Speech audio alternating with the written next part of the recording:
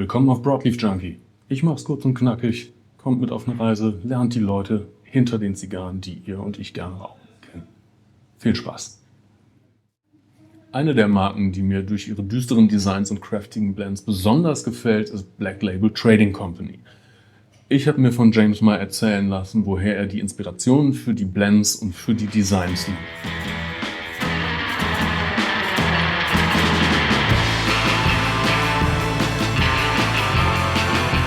How are you? Good. Yeah, it's good to be here. It's your, I think, third of time you are here. No, I think it's maybe fifth. Oh, okay. Yeah. It's been a little while. Yeah. Okay, you're on the German EU market for a bit now. Yeah. Let's talk a little bit about you and your brand. Mm-hmm. Who are you and how did this come to life?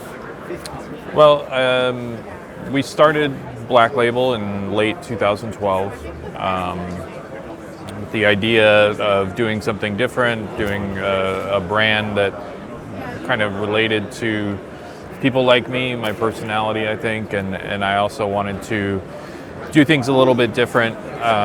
With Nicaraguan tobacco, I wanted to focus on the bigger, bolder, more intense aspects of those tobaccos. And so we started Black Label as a very small brand. 2 years later, we moved to Nicaragua full time, opened our factory, Oveja Negra, and at that point, decided to do a second brand that focused on kind of more of the artisanal qualities of cigar making, and that's when we opened Blackwork Studios, which is a brand that is more geared towards kind of the cigar nerd or the cigar enthusiast. So the tola sizes, profiles, things like that, detail work in the cigars is what Blackwork Studios is all about. And we first came into the German market in 2018, I believe. And, as we grew in the US over time, Europe was kind of next on the list for us. And so Germany was a really good start. And so we started selling in Germany, came to the InterTabac. And from here, we've gone on to grow to several other European countries and a lot of other countries around the world. But you were a little bit reluctant at first.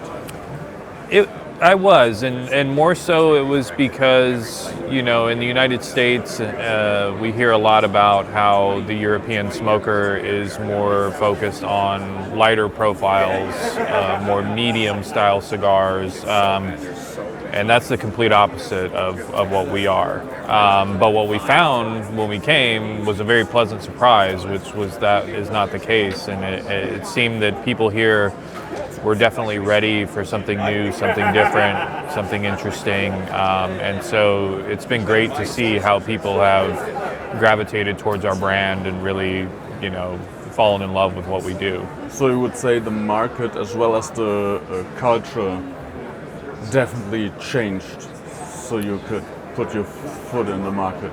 I think so, yeah. I think it's definitely, people have embraced what we do and really love it, and so that's great to see that, people are very open-minded when it comes to trying something new here and something different, and yeah, so it's been a really interesting road for us to see that evolve and see that change. Your brands are definitely something different when you look at the cigars themselves, when you look at the boxes. Where do you draw the inspiration for the artwork on the cigars, on the blends, and on the boxes?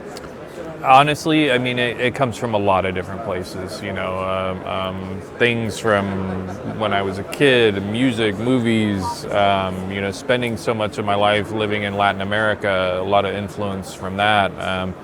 And, individually when it comes to the cigars, I believe that every cigar should tell a story, should have its own theme, its own identity. And sometimes the cigar comes first. I create the blend, and then it's like, what does this cigar make me feel? What is it telling me? What's the identity here? And then the artwork comes later. Or sometimes I have a concept for the artwork, and it's like, okay, if this is the art, if this is the name, what should the cigar be? Like, how does the cigar make sense with this? What should the profile be? What should the intensity be? You know, because for me, it all has to make sense. You know, when you look at a cigar, when you look at the artwork, it's all part of the story. It's part of the smoking experience. You know. So a story, a backstory is always a big part for you in making a cigar. And is it something you think that you have to tell, or let the cigar tell itself? I think it's both. I think the cigar tells it a little bit, the artwork tells it a little bit, but really it's what people get out of it. You know, everybody has their own unique individual experience with it, and I think that's what's great about cigars. You know, for somebody, it's, you know, everyone is taking their time, sitting down, spending an hour, hour and a half, whatever it is with this cigar. And to me, it's kind of like, it's like reading a book, right? Like, you're going through it slowly, getting through, and the cigar tells its story. And it might be a little bit different for you, a little different for me, but overall, it is the cigar telling a story. All right, and if you would ever come across a blend you made, that it's mild, creamy, very sweet, could we expect something like a pink unicorn? I would say you never know. So for me, the most important thing for me when it comes to blending a cigar is flavor, complexity, and balance. And with the tobaccos that we use, oftentimes strength comes as a result of that, but I never make a cigar just for the sake of it being strong. It always comes down to flavor, balance, and complexity. If it happens to be strong, okay. If it's not, that's okay too. But it's really about that balance that I like. Yeah. So yeah, I mean, it's something that would, from our factory, from the tobacco that we use, it would be a tough project to get things toned down. But it's not anything I'm opposed to. You know, I think there can be very good medium to, you know, light to medium cigars. As long as that flavor and complexity is there and it's an interesting cigar, that's what's important. All right. Dialing back to the artwork on the boxes. You said there's a lot of influences. I always have the feeling that it's a kind of a mixture of Gothic artwork and hip-hop subculture stuff. Yeah. Yeah, I mean, I think that music is a great way to reference it. So I would say when you look at the two brands, Black Label is definitely like the rock and roll, punk rock, death metal aspect of myself. And then Blackwork Studios is more the urban, the hip hop, the rap side of things. And that really, when it comes to me, that's who I am. It's like two different variations. And so I like to be able to express both of those with each brand. Okay, so that was basically the idea behind having those two brands, because of the two aspects. Exactly. Yeah, and I mean, for me, even from an art perspective, Black Label is very specific, right? It's very dark, very Gothic, black and white. You know, that's Black Label. So when I develop a product, develop artwork, it has to fit within these parameters for Black Label to make sense. Yeah. With Blackwork Studios, I do whatever I want. Everything makes sense because there's no specific plan, theme, anything. So I like that freedom that I have to kind of be more creative and do very different things when it comes to the artwork and development of the cigars with Blackworks. So your influence on this is music or subculture stuff? Yeah. And you wouldn't go so far to tell history other than storytelling would be something that is interesting to you as a very young brand. Yeah. It's more about stories, music, It is, artistic influences. Because I think that in this industry, there's a lot of generational brands, right? Like people that, okay, you know, my family's been doing this forever. I don't have that. I came out of nowhere, right? And so I don't have any of that to feed off of or to highlight. So what I highlight is what inspires me and influences me and makes me want to create something, makes me want to, develop this particular cigar, which is a very different place than a lot of other brands. Yeah. Was it something you had in mind when you started thinking about starting a brand or started this brand, or was this just like easy for you to say, okay, if I do this, I just do this my way and that's my way? Yeah, I mean, because when we started, we had really no idea or intention of becoming as big as we are today. I just thought it was going to be a really cool kind of artistic side project and something I wanted to do. But we've kept with that same philosophy. Like, I still today make the cigars that I want to smoke, and thankfully a lot of other people do too. But I feel like the cigars are an extension of me in a way. I have to stay true to kind of my vision and what I want to do, and putting out things that make sense to me.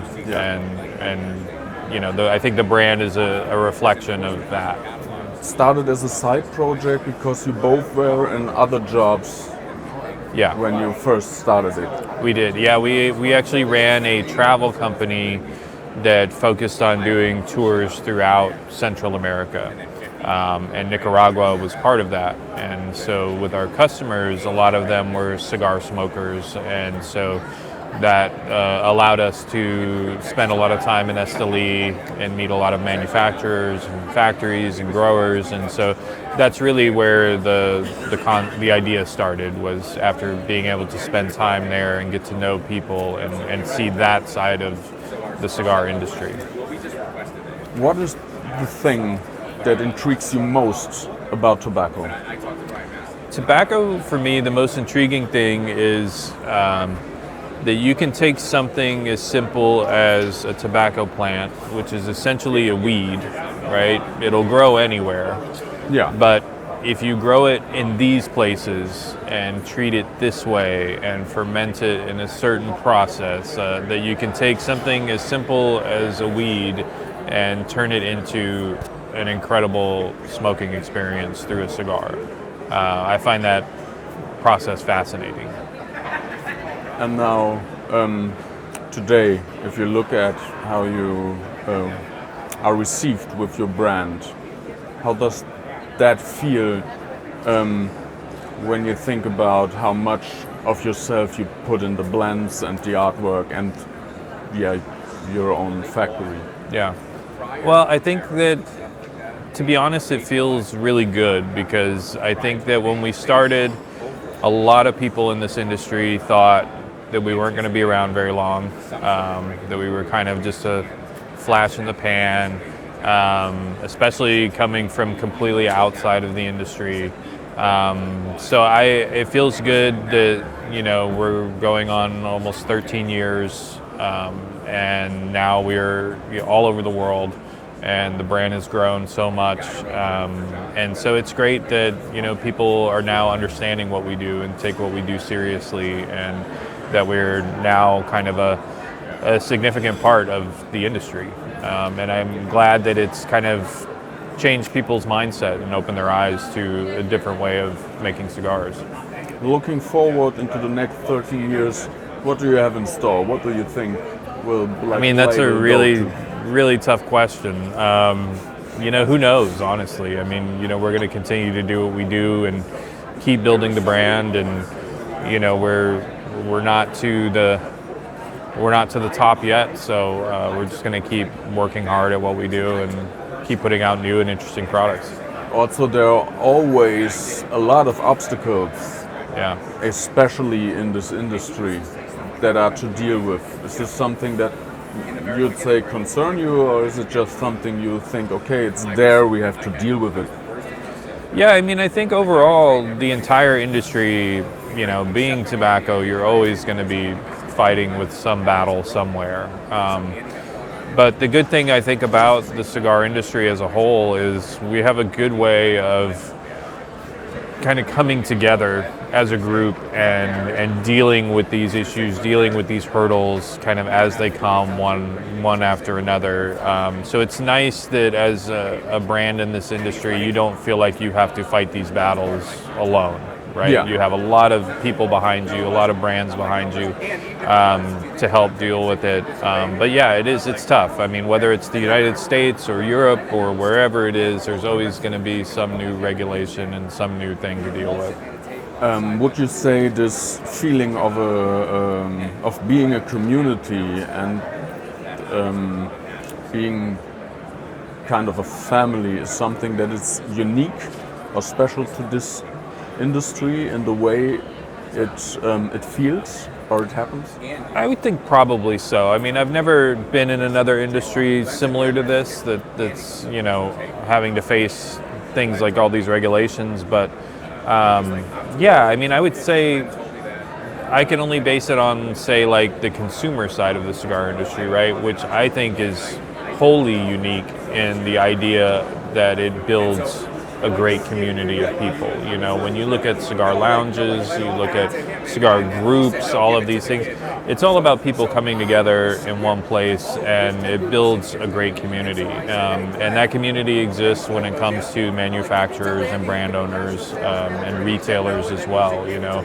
So it does feel very unique to me that on every level of this business, it's about people coming together and working together and trying to move forward with the same idea. Thank you. I would say I close on this statement. Sounds good. Die nächste Erhöhung der Tabaksteuer kommt. Aber noch können wir über den unten aufgezeigten Link uns an die Kommission wenden und denen gegenüber argumentieren, dass Zigarren als Genussmittel anders zu betrachten sind als Zigaretten und sie dementsprechend von dieser Steuererhöhung ausgenommen werden. Guckt es euch an, kommentiert. Gemeinsam können wir es schaffen, dass uns dieses Genussmittel in den aktuellen Preiskategorien und in der aktuellen Besteuerung erhalten bleiben. Danke euch. Wenn es euch gefallen hat, guckt euch gerne die anderen Videos an. Liked, teilt, kommentiert, wenn ihr wollt, folgt mir und genießt eine gute Zigarre.